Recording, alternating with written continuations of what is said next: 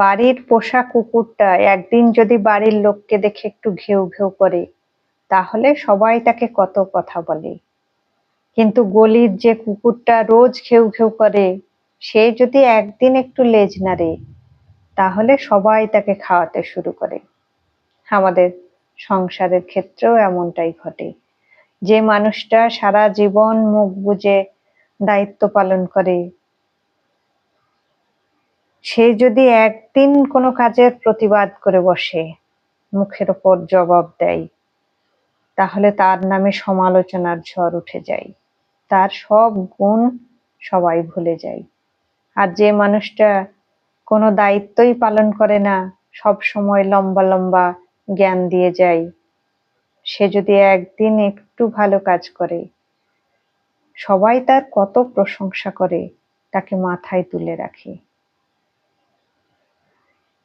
এটাই হলো সংসারের নিয়ম। আপনি যতক্ষণ কারো জন্য কিছু করে যেতে পারবেন, সবার হ্যাঁতে হ্যাঁ মেলাতে পারবেন, ততক্ষণ পর্যন্ত আপনি ভালো। তাই সবার জন্য করুন, তাতে কোনো দোষ নেই, কিন্তু প্রতিদানে কোনো আশা রাখবেন না, কষ্ট পাবেন। এ সংসার বড়ই স্বার্থপর। এখানে আপনার ৯৯টা গুণ ভুলে গিয়ে আপনার একটা দোষ দিয়ে আপনাকে বিচার করা হবে।